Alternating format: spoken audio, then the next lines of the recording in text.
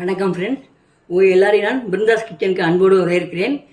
இப்போ நம்ம கேப்ப மாவு தோசை அதுக்கு அதோட நம்ம பாசிப்பயிரும் கொண்டைக்கல்லையும் சேர்த்து போட்டு அரைச்சி செய்வோம். அதுக்கு முன்னாடி நீங்கள் இதான் ஃபஸ்ட் டைம் பார்க்குறீங்கன்னாக்கா என் பிருந்தாஸ் கிச்சன் சேனலை சப்ஸ்கிரைப் பண்ணிட்டுங்க, அதோட பெல் ஐக்கனையும் கிளிக் பண்ணிட்டுங்க. வாங்க வீடியோக்குள்ளே போகலாம்.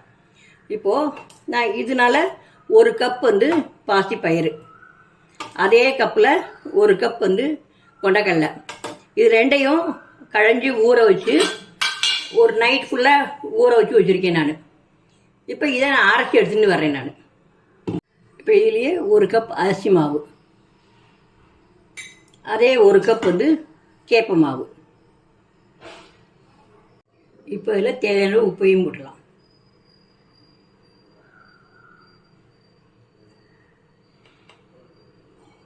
போட்டு நல்லா அரைச்சி, இப்போது அரைச்சாச்சு, அதை இதில் ஊற்றிக்கலாம்.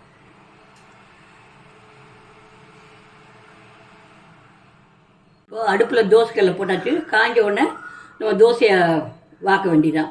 இப்போ நீங்கள் இதுலேயே நீங்கள் வெங்காய பொடியாக நிறைய போட்டுக்கலாம், இல்லை அரைக்கிறப்பே நீங்கள் பச்சை மிளகாய், இஞ்சி, கருவேப்பிலை அதெல்லாம் சேர்த்து போட்டு அரைச்சும் பண்ணலாம். நான் இன்றைக்கி எதுவுமே போடல, ப்ளைனாக தான் போட போகிறேன். இப்போ வெறும் ஜீரகம் மட்டும் தான் போட போகிறேன். இப்போ இதில் ஜீரகம் மட்டும் நான் ஒரு ஸ்பூன் போட்டுக்கிறேன் நான். அவ்வளோதான், போட்டு கலந்து விட்டு வாக்க வேண்டியதான். இப்போ கல் காஞ்சிருத்து நம்ம மாவு எடுத்து வரலாம். மாவு தோசை மாவு பாத்திரம் வச்சுக்கணும், அவ்வளோதான்.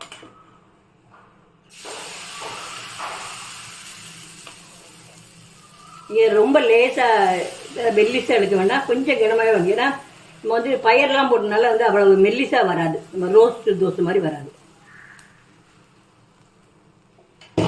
இப்போ சுற்றி வர எண்ணெய் விடலாம்.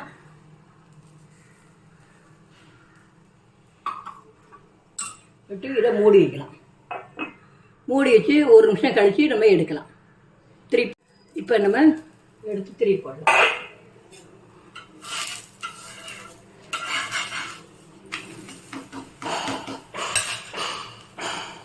ஒரு நிமிஷம் வச்சிருந்து அதுக்கப்புறமா நம்ம இப்போ எடுத்துக்கலாம்.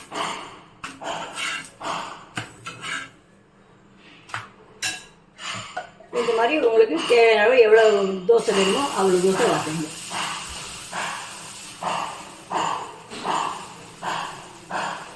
மாவு நீங்கள் இப்போ தண்ணி கூட விட்டீங்க, அதெல்லாம் ஒன்றும் கவலை இல்லை.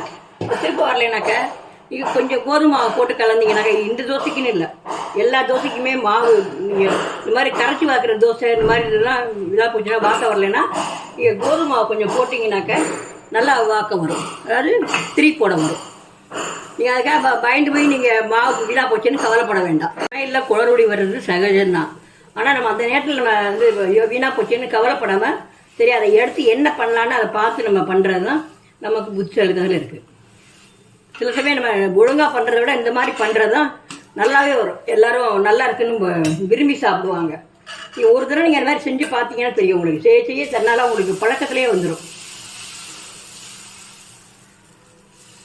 அந்த சமயத்தில் நம்ம என்ன இப்போ ஏதாவது தப்பாக போச்சு, அப்போ இதை எப்படி மாற்றலாம் அப்படின்னு டக்குன்னு ஐடியா பண்ணி நம்ம செய்யணும். அதே மாதிரி யாராவது கெஸ்டெல்லாம் நம்ம மத்தியானத்துக்கு நம்ம குழம்பு ரசம் எல்லாம் இப்போ முடியும். அப்போ ரசத்தில் அடியில் மண்டி தங்கி போயிடும், அதை வண்டல்னு சொல்லுவோம். அப்படி தங்கி போச்சுனாக்கா நீங்கள் ஒன்றுமே கவலைப்பட வேண்டாம். சில சேர்ந்த மத்தியானம் பண்ண பொரியல், அதாவது நம்ம காய் பண்ணுவோம், அதுவும் மிஞ்சி போயிடும். அப்போ அதை எல்லாத்தையும் போட்டு கொஞ்சம் கூட கொஞ்சம் நம்ம வேணும்னா நம்ம இது போட்டுக்கலாம். கேரட்டு, நம்ம கொஞ்சம் வெங்காயம் அதெல்லாம் நறுக்கி போட்டு நம்ம கொஞ்சம் பருப்பையும் வேக போட்டு வச்சுன்னு அந்த மாதிரி நீங்கள் அதை போட்டு எல்லாத்தையும் கொதிக்க விட்டு பண்ணிங்கன்னா ராத்திரி பண்ணுற டிஃபனுக்கு டிஃப்ரெண்ட்டான சைட் டிஷ் ரெடி ஆகிடும். ஏன்னா நீங்கள் சொன்னால் தான் நான் ரசத்து அடி மண்டியை நான் விட்டுக்க மாட்டேன் அப்படின்னு சொல்லுவாங்க. நீங்கள் சொல்லாமல் இந்த மாதிரி செஞ்சு கொடுத்தீங்கன்னாக்க எல்லோரும் விரும்பி சாப்பிடுவாங்க. கடைசியில் உங்களுக்கே இருக்காது. நான் எங்கள் வீட்டில் நான் இந்த மாதிரி நிறைய பண்ணியிருக்கேன். எனக்கு கடைசியில் அவங்களாம் நல்லா இருக்குன்னு சாப்பிட்டுட்டு எனக்கு கடைசியில் தொட்டுக்கு ஒன்றும் இருக்காது. நான் அப்புறம் பொடி வச்சு நான் சாப்பிடுவேன். நான் இந்த மாதிரி நீங்கள் செஞ்சு பார்த்தா உங்களுக்கு தெரியும். சமையல் அப்படி அது எனக்கு அதெல்லாம் ஒரு போர் அப்படிங்கிறாங்க. நீங்கள் விரும்பி செஞ்சு பார்த்தீங்கன்னாக்க அதோட உங்களுக்கு அதுலேயே உங்களுக்கு தனி இன்ட்ரெஸ்ட் வந்துடும். அப்புறம் நீங்களே மேலே மேலே என்ன பண்ணலான்னு நீங்களே புதுசு புதுசாக என்ன பண்ணலான்னு நீங்களே கண்டுபிடிச்சி செய்ய ஆரம்பிச்சிருங்க. அதுலேயும் நம்ம வீட்டு பேருக்காக நம்ம செய்கிறோம், நம்ம பிள்ளைக்காக செய்கிறோம், நம்ம கணவருக்காக செய்கிறோம் அப்படின்னு ஒரு ஈடுபாடோடு செஞ்சுருந்தீங்களேன், நீங்கள் எப்படி செஞ்சாலும் நல்லாயிருக்கும். இப்போது சத்தான கேப்பை பயறு தோசை ரெடி. நீங்களும் செஞ்சு பாருங்கள். செஞ்சு பார்த்துட்டு உங்கள் ஒப்பீனியனை கமெண்டில் போடுங்க.